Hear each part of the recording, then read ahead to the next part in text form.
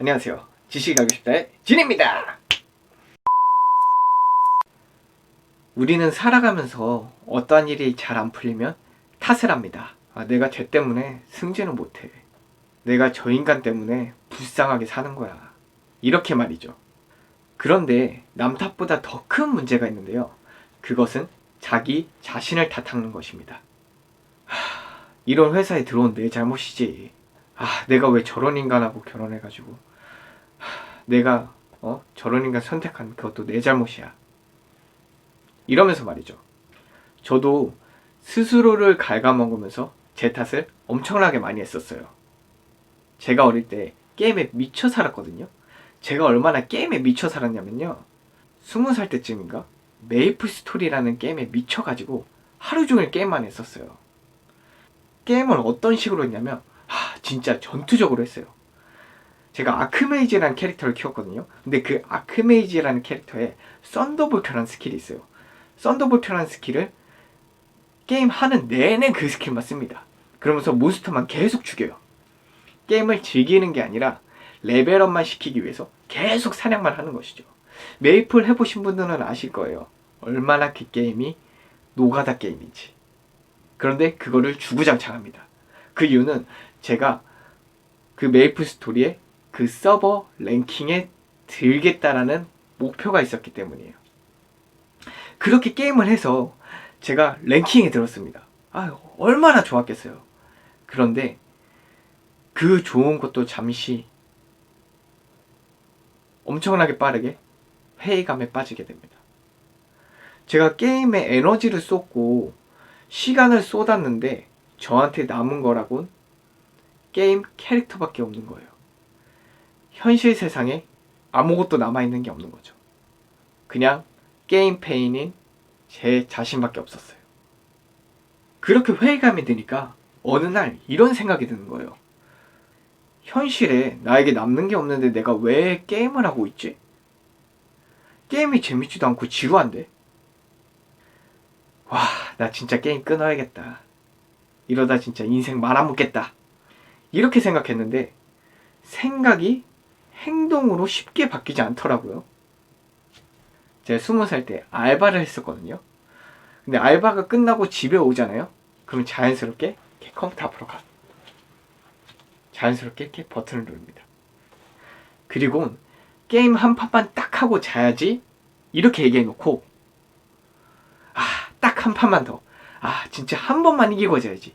이러다가 4시간밖에 못 자고 출근할 정도로 게임을 했었어요. 그렇게 내 의지로 게임을 끊을 수 없으니까 어느 순간부터 자신을 탓하고 있더라고요. 내가 의지력이 부족한가? 이깟 게임도 끊지 못하는데 내가 잘 살아가겠어? 이렇게 자책을 하다 보니까 이게 혼자 있을 때뿐만 아니라 사회생활을 하는데도 이게 따라오더라고요. 어떠한 일을 하려고 하면 내가 할 수 있을까? 너 노력해도 안 돼. 포기해. 이런 생각이 들고 나는 게임도 못 끊으니까 뭘 해도 안 되는 거야. 이렇게 스스로 계속 부정함시를 주고 있었습니다. 그러다 보니 자존감도 엄청 떨어지고 남에게 피해의식까지 생겨서 살고 있었죠. 쟤도 내가 한심한 놈이라고 생각하나? 이런 프레임에 갇혀서 말이죠. 그런데 제가 요즘 보고 있는 홀로서기 심리학이라는 책이 있어요. 이 책에 이런 말이 나와요. 화살 2개가 있어요. 첫 번째 화살은 우리가 살아가면서 피할 수 없는 화살이에요. 죽을까봐 두려워하는 마음, 남들에게 잘 보이고 싶은 마음, 살면서 내 의지와 상관없이 생기는 환경 등을 얘기합니다. 즉, 피하려고 해도 피할 수 없는 상처들을 의미하는 것이죠. 하지만 첫 번째 화살보다 두 번째 화살이 나에게 더 큰 상처를 줍니다. 두 번째 화살은 첫 번째 화살에 대한 대응으로 내가 나에게 쏘아대는 화살입니다. 그깟 일도 제대로 못하다니 멍청하군. 바보같이 행동하다니. 다른 사람들이 나를 어떻게 보겠어? 너는 멍청하게 그런 상황이 생길 것도 몰랐어? 미리 알고 대처했어야지. 이렇게 다그치고 자책하는 것이죠. 저한테 첫 번째 화살은 무엇이었을까요? 저한테 첫 번째 화살은 집안 환경, 가난, 성격이라고 할 수 있습니다. 왜냐하면 집안 환경으로 인해 소심해졌고 친구들을 만나서 쓸 돈도 없었고 그렇게 의지할 곳도 없어서 게임에 의지를 하게 된 것이죠. 제가 게임에 미쳐서 살다가 이건 아니다. 게임을 끊기로 마음 먹었지만 제 의지력으로 게임을 끊지 못하니까 자기 비하의 형태로 저한테 두 번째 화살이 날라왔습니다. 게임을 그만하고 싶으면 지웠어야지. 너는 너 자신도 통제 못하냐? 이런 식으로 자기 비하를 하는 것이죠. 그런데 이런 게 반복되면 내가 나 자신도 못 믿는데 타인은 얼마나 나를 하찮은 놈으로 볼까? 이런 생각을 하게 됩니다. 자기만의 세상에서 오해를 하고 바라보는 것이죠. 이 책에서는 이러한 상처로 회복하는 방법을 이렇게 제시합니다. 사람들은 길을 걸어가다가 돌부리에 걸려서 넘어진 아이를 보면 아이고 괜찮니? 어디 많이 안 다쳤어? 이렇게 아이를 걱정하지만 내가 걸어가다가 돌부리에 걸려서 넘어지면 넌 그것도 못 보냐? 정신을 어디다 쏟고 다니냐? 이러면서 자기 자신을 자책하죠. 넘어진 것도 서러운데 자기 자신한테 비난하니 마음이 얼마나 서러울까요? 돌부리에 걸려 넘어진 게 진짜 당신의 잘못일까요?